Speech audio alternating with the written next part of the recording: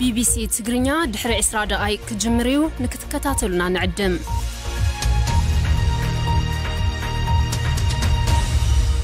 kun sagantaa BBC afaan Oromooti nu waliin tura.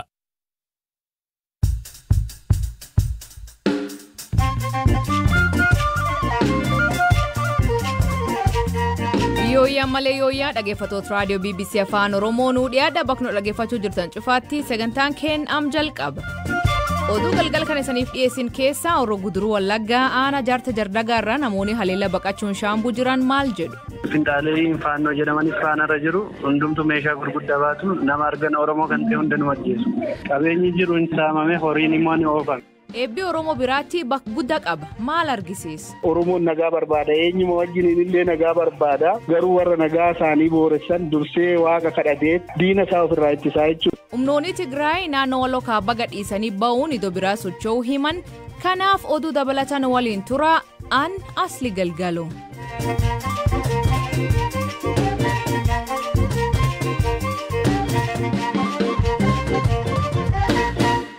Nu dhiyaadha dhaggeeffattootteen oduuteen jalqabaanii hawaasni Oromoo sagantaa kamuu eebban jalqaba haawii jalalaa fi tokkummaa barbaaduuf Oromoon dursaa waaqisa kadhata qabiyyeen eebbaa kadhaa fi galata jechuun instituutii qorannoo fi qo'annoo Oromooti dursa garee tiyaataraa fi ogbarruu kataan obbo Caala Dirroo eebba birraa fi kaan irraa nuuf ibsi. Eebbi iddoo garagaraatti bifa garagaraatiin eebbifama. Tuulamni waan jedhee eebbisuu qaba. Karrayyuu waan jedhee eebbisuu qaba. Booranni waan jedhee eebbisuu qaba. Gujii waan jedhee eebbisuu qaba. Sikkoo mande yookaan immoo Oromoon Arsii waan jedhee eebbisuu qaba. Oromoo tuulamaa biratti akka jedhanii eebbisan jalqaba yoo eebbisan ayyaa waaqa uumamaa leemuu garaa taliilaa tokkicha maqaa dhibbaa ajjeeftu gumaan baaftuu cabsituu weellifamtuu waaqa salgan yaa'ii booranaa waaqa 90 garbaa waaqa 3 fincaan tuulamaa waaqa jaangalaan waaqa 7 oboo waaqa 3 soddoo waaqa nagaan nu bulchite nagaan nu oolchi irraa gora nu oolchi dogoggora nu oolchi kan ganna gurraacha nagaan nu baaste birraa nagaan nuuf godhi birraa milkii nuuf godhi kan bubbee fi aduu keessa jibban nu baasi birraan nadhiidha nadhiin huunii kanunanne fuudhaa jalaa nu baasi akkuma waan haallee hunda nu baaste kan caamee goggogsuuf jalaa nu baasi irree keenya nuuf jabeessi akkuma ganna maatii waatii nagaan nu baafte birraa kanas birraa milkii nuuf godhi birraan ooda nuuf kenni birraan quufa nuuf kenni nagaa nuuf kenni gadaan quufaa qabbinaa gabbisi waaq jedhe. Karrayyuu biratti yeroo eebbisanii amma inni kunis falaasama mataasaa danda'e qaba. Warri jalaa qabu ziizedha. Ziisiin kuni hiika mataasaa danda'e qaba. Kanniin gurmuu qaba. Gurmuu kanniisatti fakkeessanii simboolizimii saniin kaa'a jechuudha. Wanni isaan achi keessatti kaasanii. Miinya ta'i, ziis, foduu ta'i, alalaasi, alaagali, olii reebi, maatiin rab, gadii reebi, karraan rab. Adaboon gooba. Goomni geerarsa. Urrumni mirga. Birreen dannaba. Doobbii ta'i. Diina gubi. Guchii ta'i. Baalambooni. Citaa ta'i. Gurmuu baasi. Daddaraari. Dilboo ta'i.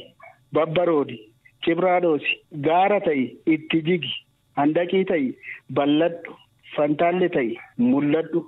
Jedhanii eebbisu as keessatti qabadhu jedhanii taal sadii jedhanii xumuru Karrayyuu keessatti. Boorana keessatti ardaan nagaa nagee jedhanii jalaa qabu gaafa jalaa qabanii ardaan nagaa nagee bobbaan nagaa barri nagaa waareen nagaa reerri nagaa dheedhi nagaa yaa'iin nagaa kuubiin nagaa raabi nagaa kuusaa goseen nagaa ijoolleen kichuu nagaa dirreen nagaa dirri liiban nagaa liiban golbaa diidaan nagaa meelbaa golbaan nagaa saakuu waasoon nagaa tuulaa sallan nagaa nagee jedhanii jalaa qabu warri jalaa qaban kuni Oromoon nagaadhaaf illee iddoo guddaa kennuusaa eebba kanarraa waan nu hubachiisu qaba. Oromoon nagaa barbaada eenyuma wajjin illee nagaa barbaada garuu warra nagaa isaanii booressan dursee waaqa kadhatee diina isaa ofirraa ittisaa jechuudha. Nagaa barbaada Oromoon nagaa barbaaduusaa asirraa argita.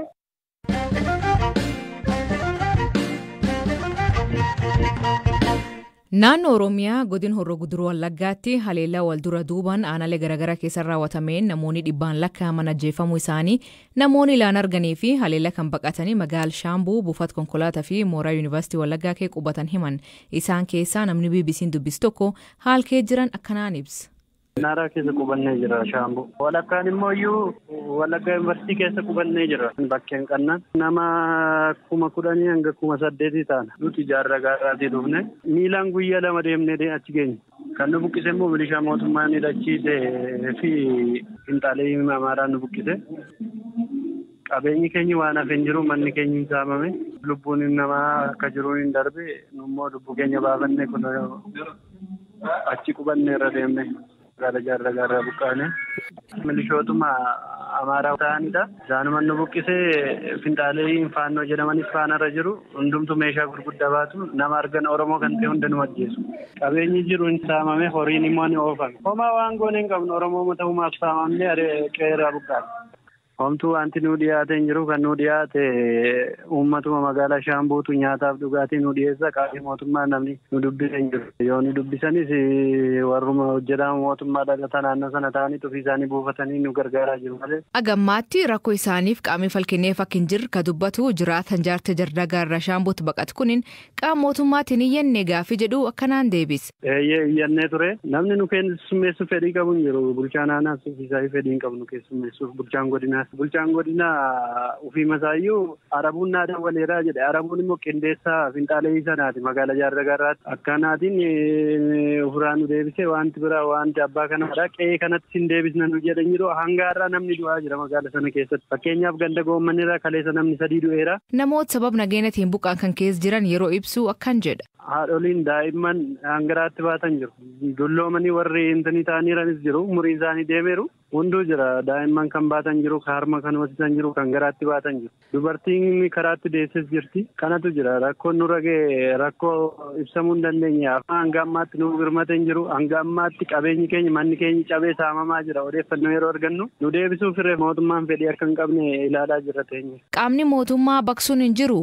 Maaliif isan oolchuu dadhabee akkan fagaattanii akka baqattan taa'e? Hin jiran qaamni mootummaa hin jiru. Milishaa Amaaraa jira. Durumaanuu Amaaraa hidhachiisanii Oromoo irraa sassaabanii gareen lamaanuu gareen faqqadaas jira kan meeshaa namarraa sassaabu. Gareen mootummaas uffeesirraa sassaaba. Waraana bilisummaa Oromoo ofiin jedhu garuu kaayyoon isaanii miti. Namoonni sabbiraa baqsuun jiraachaa turan haleella baqatanii Buree Goojjamiitti baqatanii jedhamullee jiraatan kun garuu agam beekuutti sabni biraa hin baqannee jedha. Ji'umdabr keessaa godinum Horroo Guduruu Wallaggaa aanaa Horroo Bulluqa galuun finxaleeyyeen fannoo ofiin jedhan namoota nagaa 40 ol ijjeessu namoonni BBC'n dubbis himan. Akkasumas aanaa Amuuruu magaalaa Gamsa galuun haleella raawwataniin yoo xiqqaate namoonni 60-70 ol ajjeefamuu isaanii Komishinii Mirga Namoomaa Itoophiyaa ibse ture. Komishinichi haleellaa kanaaf itti gaafatamtoota jechuun waraan bilisummaa Oromoo hidhattoota fannoo fi namoota dhuunfaa eere ture.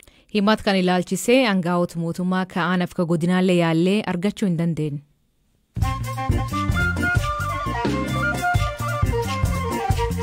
Dhaggeeffattootni namoota gaggabaaboo addunyaa isaanii dhiyeessaa jalqabaanii humnoonni Tigraay naannawaa Walloo Kaabaa kabaatii tokko oliif to'atanii turan gadhiisanii ba'uu isaanii ibsan.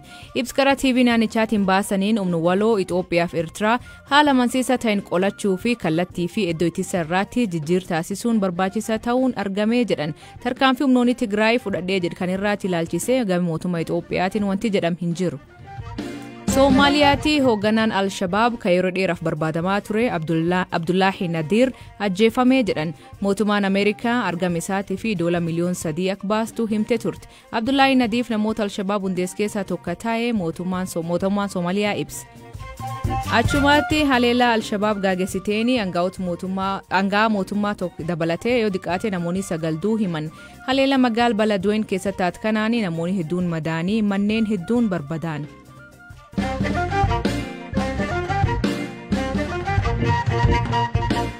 Naannoo Oromiyaa Shaawaa Lixaatti hidhattoonni otobaasii hojjettoonni warshaa simintoo Mugar keessa turanitti dhukaasanii yoo xiqqaate namoonni 2 ajjeefamanii baay'ee madaa'uu maddeen BBC'tti himan.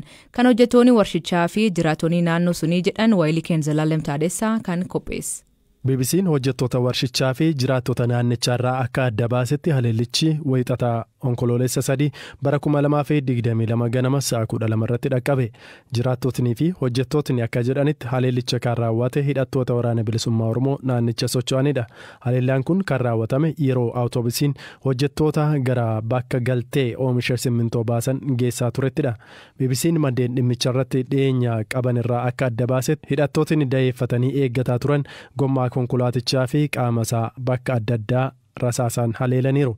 Imaltootni fi konkolaatichi haa rukutaman malee konkolaachisaan osoo hin dhaabin bakka galteen simmintoo bahuun geessiseera. BBC'n akka hubatetti warshaaleen simmintoo naannicha jiran dhakaa oomishaaf galtee ta'uu fi Limestone jedhamu naannoo warshicharraa kiiloomeetira muraasa irratti argamuu fayyadamu.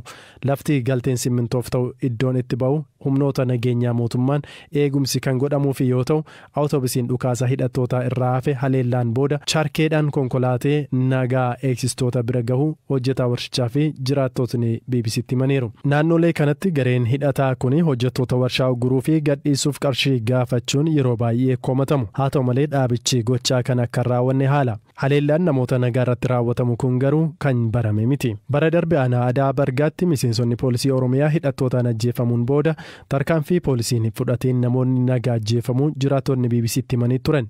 Namoonni kanaan du'anis lakkoofsaanii 21-40 akka ga'u jiraattotni himanii ture. Kanaan dabalataan jiraattotni miseensota mootummaaf dirqiinis ta'ee fedhiin tajaajila geejjibaa kennan haleellaan irratti raawwatameera. Waraanni bilisummaa Oromoo haleellaa namoota nagaa irratti raawwataa himannaa jedhu yeroo garaa garaatti haalaa turaniiru. Haleellaa isa hojjettoota warshaa simintoo Mugar irratti raawwatame jedhame kanaaf hamma yoonaa wanti jedhan hin jiru. BBC'n haleellaa kan ilaalchisuun odeeffannoo dabalataa argachuuf itti gaafatamaa biiroo bulchiinsa fi nageenya Oromiyaa Kafalota Farraa gaafatus dhimma irratti odeeffannoo hin qabne himan. Komishinarri poolisii Oromiyaa Araarsa Madaarsaa fi itaana biiroo bulchiinsa fi nageenya naannichaa Kolonel Abaaba Garasuu deebisnee akka bilbiluu nutti himee cufan. Odeeffannoo dabalataa fi warshaa simintoo Mugaarraa qulqulleeffachuuf yaallee hin milkoofne.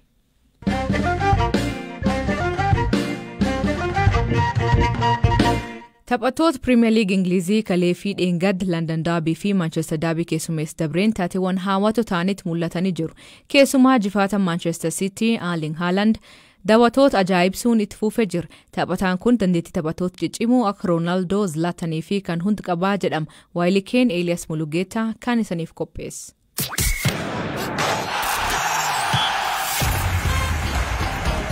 Taphoota Premier League Ingiliz sanbataa fi dilbata darbe gaggeeffameen kilaboota gurguddoo keessaa Arsenal, Manchester City fi Chelsea morkattoota isaanii mo'ataniiru. Manchester United yoo mo'amu Liverpool ammoo walqixa beera. Taphoota 8 taphataman keessaa 7 mo'achuun Arsenal qabxii 21 qabatee tokkoffaarra jira. Manchester City lammaffaa, Tottenham ammoo sadaffaa yoo ta'an, Chelsea shanaffaa, Man United ammoo ja'affaarra taa'eera. Liverpool ammoo saglaffaarra jira. Taphoota darbii London kaabaa Arsenal fi Tottenham gidduutti taphatameen akkuma tilmaamame warri Gunners mo'ataniiru. Darbii Manchester kaleessaa City fi United walitti fidees kanuma tilmaamameetu ta'e. Manchester Cityin Unitedin 6-3 mo'ataniiru. City fi United ollaadha garuu masaanota. Mo'ichi kaleessaa gareen Pep Guardiola Manchester United irratti argate garichaa fi deeggartoota Unitediif qaanii guddaa ture. Warra Cityf tapha darbii injifachuun gammachuu addaa akkuma ture. Taphataa sarara duraa Erling Haaland kan tapha kanarratti 3 lakkoofseef ammoo ammas reekoordii haaraa ture. Torbanirraa gara torbanitti harka afaanirra nama kaawwachiisu saattuma fufeera. Galchii 6 Cityin kaleessa United irratti lakkoofsa keessaa 3 kan isaa yoo ta'u 3 ammoo kan Phil Foden ture. Haaland seenaa Premier League keessatti taphoota 3 walitti aansuun hat-trick hojjechuun reekoordii qabateera. Karra eegaan duraanii Manchester United fi City Peter Schmeichel Haaland jifataa cimaa ga'umsa hunda bakka tokkotti qabudha jechuun dinqisiifateera. Yeroo Haalandin ilaaltan dandeettii taphattoota bebbeekamoo garagaraa keessatti argitu jedhe Schmeichel. Haaland amma taphoota Premier League 8 taphateen gooliiwwan 14 lakkoofseera. Taphoota waliigalaa 11 Cityf taphateen ammoo gooliiwwan 17 lakkoofseera. Taphataan kun haala kanaan deemnaan maal ta'uuf deema? Namuu akkaan eegaa jira. Oduu dhumaatiin Liibiyaatti reefi namoota 42 magaala Sirtee keessatti bakka tokkotti awwaalamee argama. Bara 2018 magaaluma kanatti awwaalchi jumlaa lammiilee Itoophiyaa kiristaanota ta'an 34 argamuun isaa ni yaadatama. Dhaggeeffattootteen sagantaan irraa aganumaa waliin turuu keessaniif ulfaadha isaniin jenna. Mammaansi galgala kanaa jarjaraniif abbaa duriin dhalatanii jedha. Hiikan isaa maani kooment keessan nu beeksisa. Sagantaa kan qopheesse Biraanuu Gammachuuti. Kaisaniif dhiyees an asli galgalooti. Ak borisaatti akkana nagaa waaqa kee bulaa oraa bulaa deebana hangafamaan dhaan bulaa.